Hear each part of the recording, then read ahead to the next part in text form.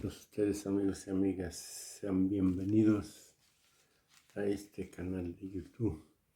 No se les olvide por ahí darnos su like, denle a la campanita, piquen, puchen, echen a la mano, chingma. Vámonos con Tokio.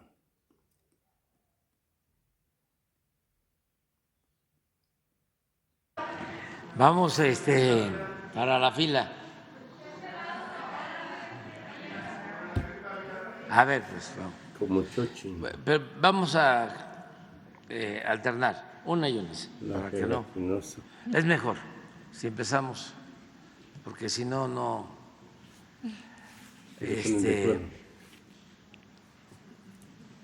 nada más es pura izquierda y tiene que haber también derecha.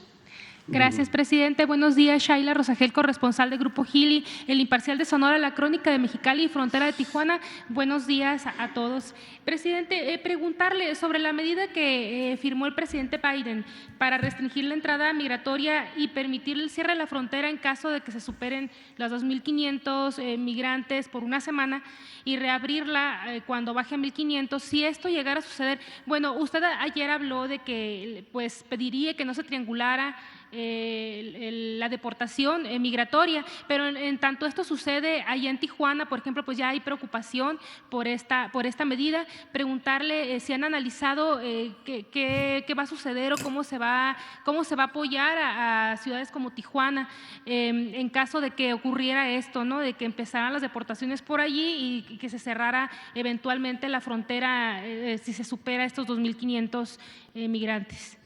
Bueno, ayer hablaba yo que no se puede cerrar la frontera,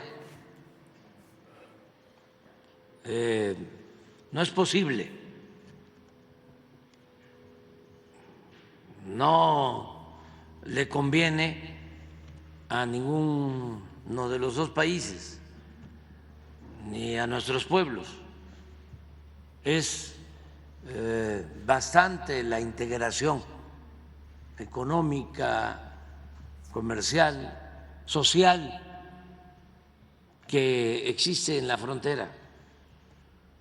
Imagínense cerrar la economía en la frontera donde está California, que debe ser como el estado con la quinta o sexta riqueza del mundo, lo que llaman Producto Interno Bruto.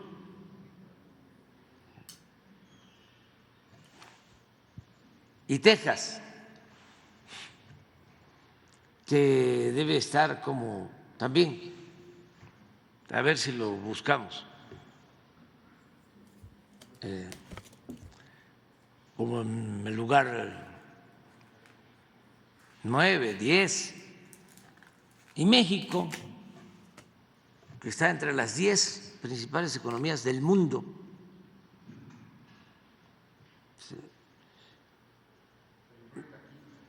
California es la quinta.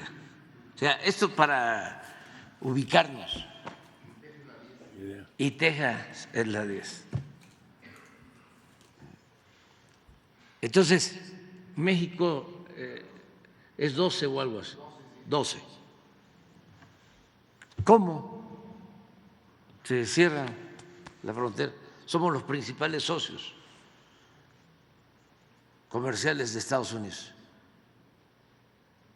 Para tener también la idea, cuando llegamos al gobierno, el primer socio comercial de Estados Unidos era China. Fuimos avanzando, ahora se habla de un término en inglés que tiene que ver con el regreso, reacomodo, relocalización de inversiones. ¿Cómo le llaman al? Nearshoring. Nearshoring, sí. lo escuchaba yo hasta en el debate, pero ¿cómo van a hablar de eso? ¿Quién entiende eso? O sea, ¿sí? Si están hablando al pueblo de México, pero como se ponen los términos de moda, ¿no? Empiezan a hablar físico. ¿Qué significa? Pues que está llegando inversión extranjera, inversión foránea, porque hubo un plan desde el principio de nuestro gobierno que se conoció todavía en las altas esferas del poder económico y político de Estados Unidos, todavía se le llama Plan México, porque no es para presumir, pero esto que está pasando surgió de nosotros, fue una propuesta nuestra desde el inicio del gobierno. Cuando se quería cerrar la economía en Estados Unidos, acuérdense cómo fue la campaña en ese entonces del presidente Trump. Él hablaba de que iba a cerrar la economía para que no salieran las empresas de Estados Unidos ni se perdieran empleos en Estados Unidos, y sacaba siempre una cifra sobre el déficit que existía en Estados Unidos con relación a México, porque estábamos nosotros exportando más que lo que ellos nos vendían, y desde luego el déficit con China era mayor. Entonces su propuesta era, creo que hasta lo manejó en una frase, una reedición de la América para los americanos, pensando que América es Estados Unidos, y no. Pero se habló mucho de eso.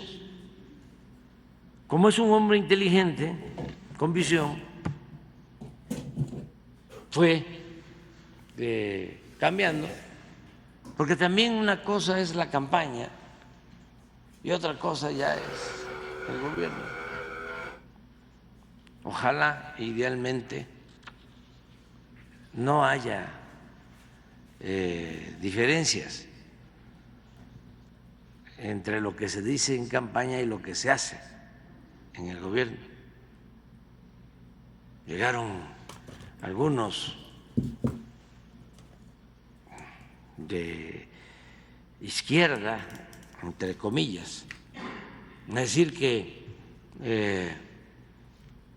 se tomaba el poder como el violín, que se agarraba con la izquierda, pero se tocaba con la derecha. Una barbaridad, una incongruencia. Cuando yo escuchaba eso, antes, decía: ustedes no son de izquierda, ustedes son unos farsantes. Porque ser de izquierda es ser consecuentes. Pero lo mismo pasaba en el flanco derecho y sigue pasando. Entonces, por eso una cosa son las campañas y otra cosa es el gobierno. Decía yo que el presidente Trump fue aceptando el que teníamos que unirnos y que se tenía que volver a firmar el tratado comercial, reafirmar el tratado, modificarlo como se hizo, yo diría que para bien de México y de Estados Unidos y de Canadá. Fue un triunfo importante el ratificar el tratado. El presidente Trump, ya lo he dicho, tenía diferencias con el primer ministro Trudeau y me llegó a plantear que por qué no se hacía solo un tratado bilateral, México, Estados Unidos. Y lo convencimos de que teníamos que ser los tres países. Como ahora le va a tocar a las próximas autoridades, a quien ya saben ustedes quién, pues seguir convenciendo de que se consolide la integración de América del Norte, pero que se piense en consolidar la integración de toda América, que como la Unión Europea comenzó como la Comunidad Europea y se convirtió en Unión Europea, lo mismo, Comunidad de América y Unión de todos los países de América. Esto va a significar una gran transformación, pero pensando en las nuevas generaciones, esta es la opción hacia adelante. Yo les diría que en el corto, en el mediano plazo, estamos garantizando el desarrollo de América del Norte, consolidándola, fortaleciéndola, pero más adelante hay que procurar la integración de toda América, porque imagínense lo que es el continente americano, sus recursos naturales, sus culturas, la laboriosidad de sus pueblos, su desarrollo tecnológico, la cercanía de los países. Bueno, ¿qué fue lo que llevó a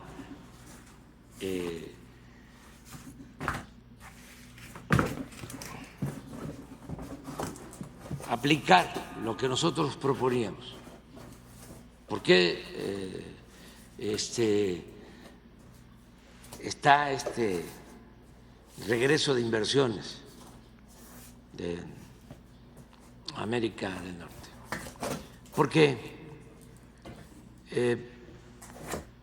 era mucho a la dependencia de América del Norte con relación a Asia. Se llegó al extremo y se hizo sentir eso. Y esto despertó a muchos. Llegó al extremo que se tenían que traer chips, semiconductores de Asia, y no llegaban. Y un consumidor de América del Norte, de Estados Unidos, de México, no podía comprar un refrigerador, un aparato electrodoméstico por un chip, porque solo se producía en Asia. Y nosotros insistiendo de que había que ir a la sustitución de importaciones, a fortalecer nuestros mercados. Y se logró ese propósito. Y en este sexenio, después de ser China el principal socio comercial de Estados Unidos, pasó a hacerlo Canadá y luego México. Ya estamos en el primer sitio. Pero es por esa política. Entonces, es imposible que se cierre la frontera. Esto para tranquilidad de la gente. ¿Podrían tomar alguna medida? Bueno, lo que en un tiempo hacía, también con propósitos electorales, el gobernador de Texas, que afortunadamente ya está cambiando en su manera de actuar, porque ponía ciertas reglas para dejar pasar los camiones a México. Tenían que revisarse los frenos,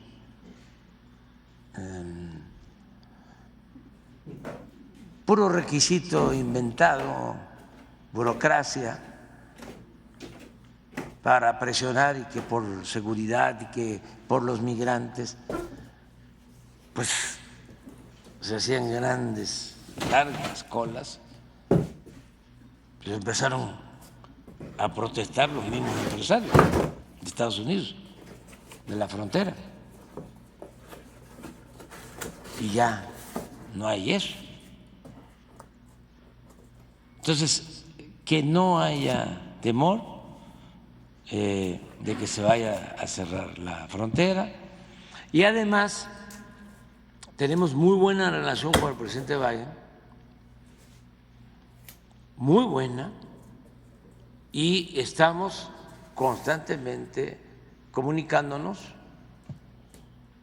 Nosotros somos respetuosos de las decisiones que toman en Estados Unidos, tenemos que respetar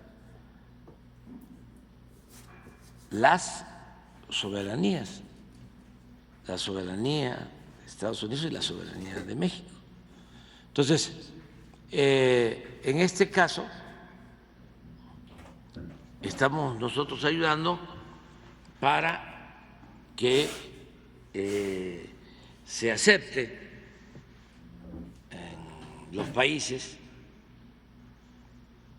donde ellos no tienen buena relación, el que puedan tomar medidas de deportación, aunque nosotros no quisiéramos que deportaran a nadie, porque la migración no es por gusto, es por necesidad. Pero ya como toman esas decisiones, y es un Estado soberano, bueno, que los deportados lleguen de manera directa a sus países. Esto incluso es de más atención, cuidado a los derechos humanos. Hablaba yo ayer del caso de Cuba, es el caso de Venezuela y de otros países. Como nosotros tenemos muy buenas relaciones con todos, nosotros tenemos acuerdos y podemos desde México, ¿sí?, enviar migrantes a cualquier país, pero lo que buscamos es que puedan hacerlo de manera directa.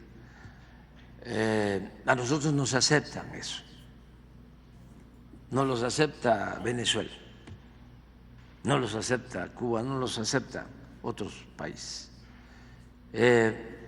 y ya lo estamos haciendo en el caso de estos países, pero estamos buscando que se llegue a acuerdos, que Estados Unidos llegue a un acuerdo con Cuba, que se abra un diálogo bilateral. ¿Por qué no van a dialogar? Me consta de que el gobierno de Cuba está en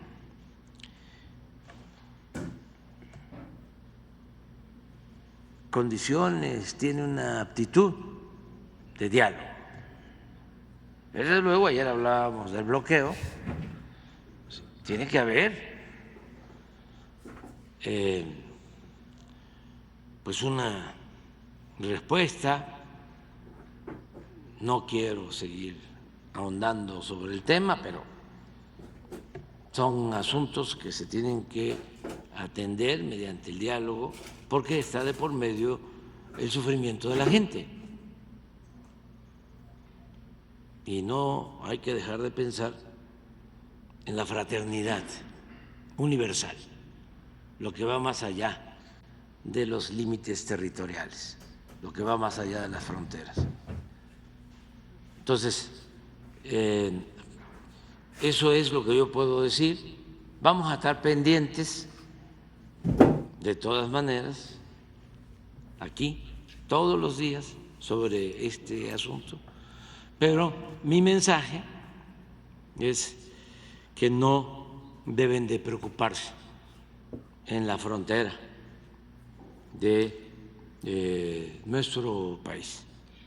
Gracias, presidente. Preguntarle, de esta medida que firmó el presidente de Estados Unidos, migratoria, ¿lo han analizado? ¿Cuál sería el impacto para México? Yo entiendo cuando hablan del cierre de la frontera que es migratoria, no comercial, es lo que yo entiendo. No sé en el análisis que ustedes han hecho de que cuando superen 2.500 migrantes en una semana se va a cerrar para ellos y se reabriría cuando baje a 1.500.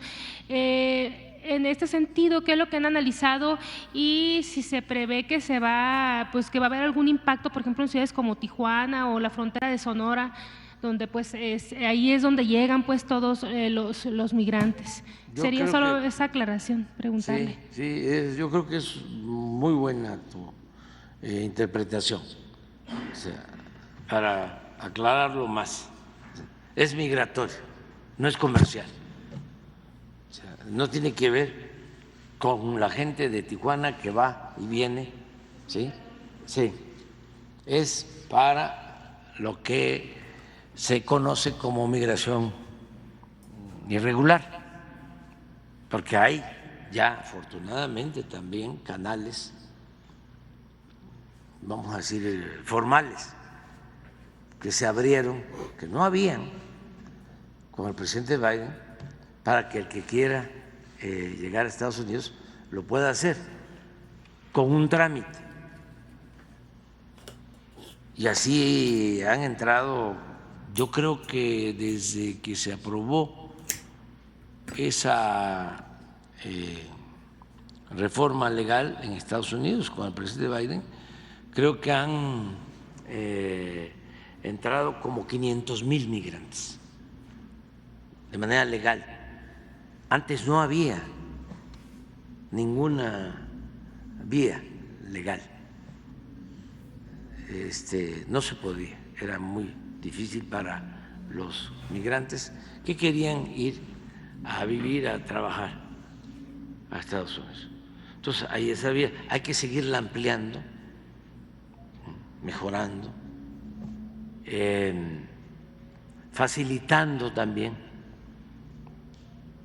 los trámites, que los migrantes puedan hacer los trámites en sus lugares de origen, no en Ciudad Juárez o en Tijuana, sino en Guatemala, en Honduras, en La Habana, en Venezuela, en Colombia. Lo más complicado por la situación de ingobernabilidad que ojalá y se resuelva, es lo de Haití. Y ahí, por cuestiones humanitarias, tenemos todos que participar y tiene que aplicarse a fondo la ONU Esas son de las cosas que la ONU desatiende, voltea a ver por otro lado, con todo respeto a los diplomáticos de la ONU.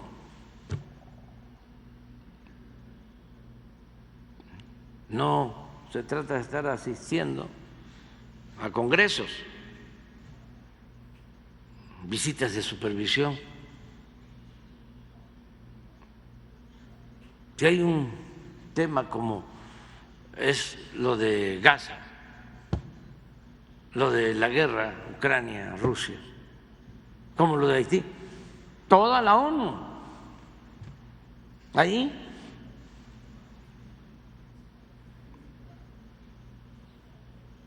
Más activismo para atender estos casos. Pero eso es lo que puedo comentarte. Gracias, presidente. Por otro lado, preguntarle si antes de terminar su gestión, si van a quedar asegurados recursos para concluir con las obras que están pendientes en Sonora, como la modernización del puente del puerto de Guaymas, el parque solar de Puerto Peñasco y la carretera Guaymas y Chihuahua, si van a quedar estos recursos. Y también preguntarle, bueno, yo sé que todavía no habla con la virtual presidenta electa Claudia Sheinbaum, pero en este recorrido que harían juntos, sí podría estar incluido Baja California y Sonora, una visita a estos dos estados y qué temas se vería por allá. Sería todo, presidente. Sí, va a terminarse la carretera de Chihuahua a Guaymas, el tramo que se está construyendo. Va a quedar pendiente el tramo hasta los límites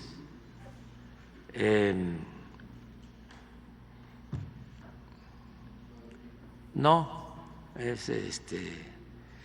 se llama, ya pertenece a Chihuahua, los límites de Sonora con Chihuahua. No,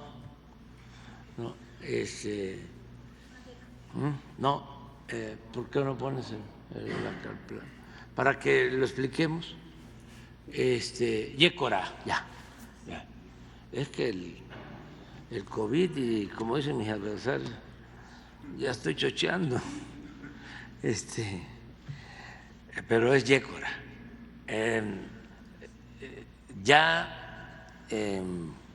De donde se inició la carretera va a llegar a Guaymas, ya está por llegar.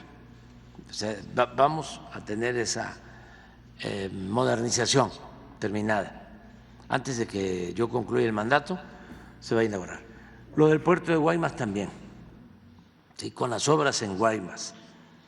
¿Qué otra cosa? Sí, se termina. Tú hablas de la planta. Sí, se tiene que terminar, no solo la planta, sino el tendido de la línea hasta Mexicali, desde Peñasco a Mexicali. Eso está en el plan. Lo que se está trabajando, y nos vamos a dedicar mucho ya a inaugurar obras, es que con las elecciones no podíamos hacerlo, pero ya estamos avanzando y desde luego todo el plan Yaqui se va a concluir todo.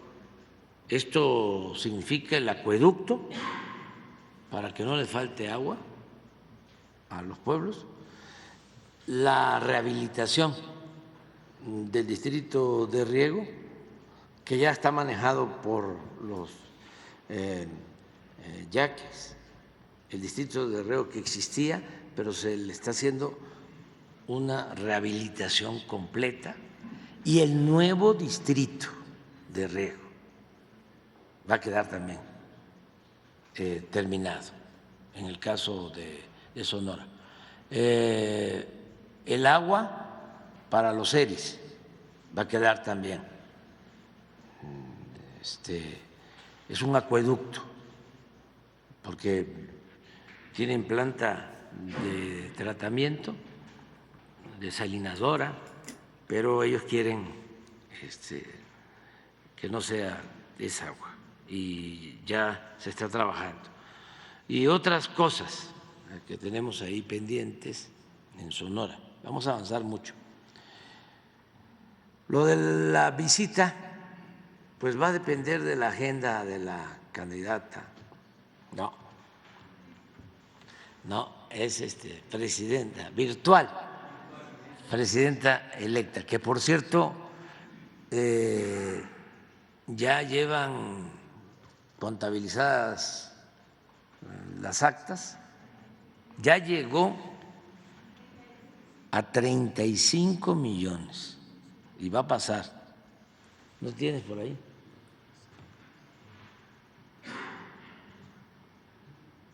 Estos son cómputos distritales. Empezaron ayer. ¿Cuánto llevan ya? Faltan 300, más o menos. ¿El porcentaje? El porcentaje es 99.7. Pero 35 millones 852.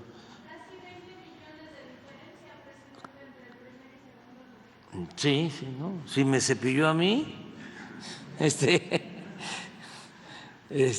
pensaba que iba a ser la elección más votada y mire.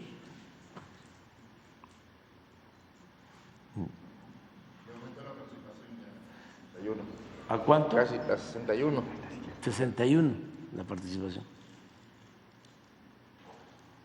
Sí, entonces, terminan con esto.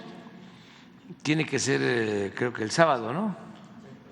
Con eso termina seguramente hoy.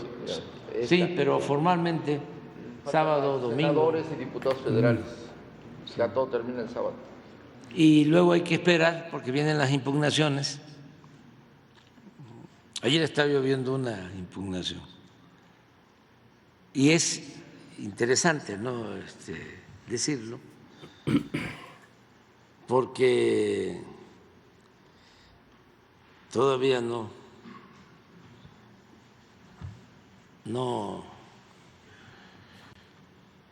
quieren, pues, aceptar la nueva realidad. Ese es un problema que tienen. ¿Cuántas veces he dicho aquí? ¿Cuántas veces he repetido la frase bíblica de que no se pueden poner vinos nuevos o vino nuevo, ¿sí?, en botellas viejas? O sea, ¿por qué no entender los reacomodos, los cambios? ¿Por qué no analizar un poco qué fue la revolución de las conciencias, que se inició desde hace años con la participación de millones de mexicanos, mujeres, hombres? Porque este es un movimiento de mucha gente. Yo fui uno más, me tocó en una etapa conducir, pero el motor del cambio fue el pueblo. ¿Por qué no aceptar eso? Pues estaba yo viendo a Pedro Ferriz, que dice que van a impugnar porque con inteligencia artificial se manipuló el PREP. Fíjense hasta dónde.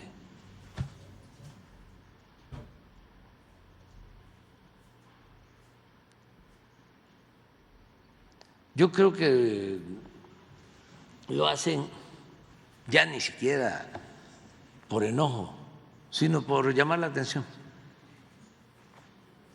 Ni debería yo estarlo diciendo aquí, para no caer en ese juego. Pero sí sirve para ir precisamente consolidando la toma de conciencia.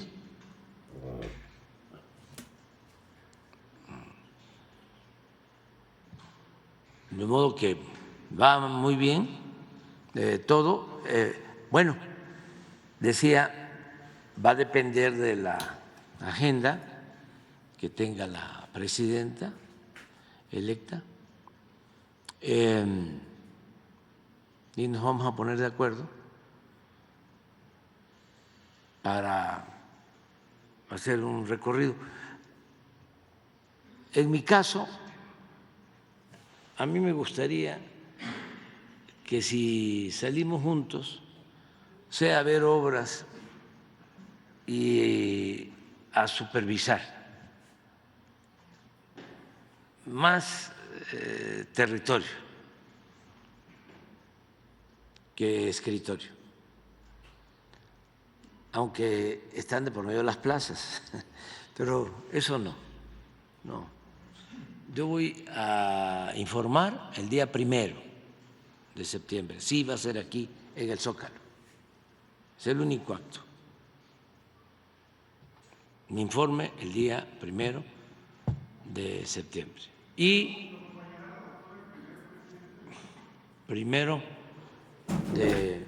en el informe la voy a invitar, claro, cómo no. Sí, no sé si vaya ahí a tener oportunidad de acompañarme, pero claro que sí, claro que sí. Y el día 15 de septiembre ya es el grito que me corresponde, el día 15, y el día 1 de octubre es la entrega de la banda presidencial, aunque legalmente desde las 12 de la noche del último día de septiembre yo ya dejo de ser presidente. Lo de la mañana es una ceremonia, es la formalidad, pero desde las primeras horas del día 1 de octubre, presidenta constitucional,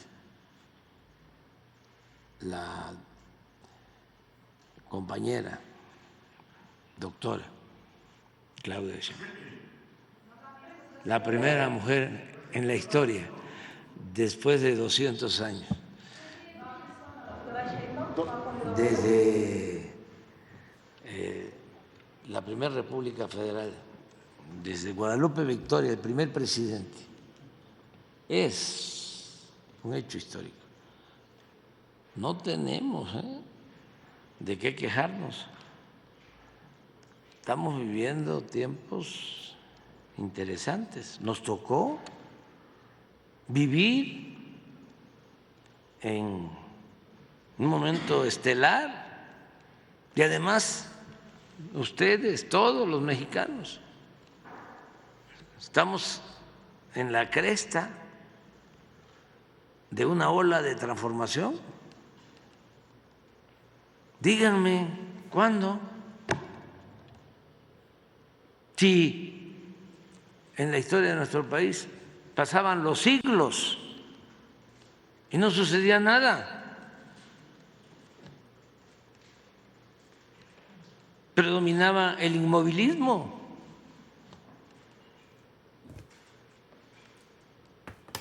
Ahora es una transformación. Cosas que no se habían visto en mucho tiempo y también muchas cosas inéditas, nuevas.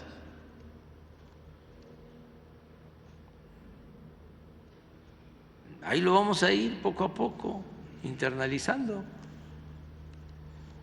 poco a poco, pero sí es importante el momento. Buenos días, presidente. Emir Olivares.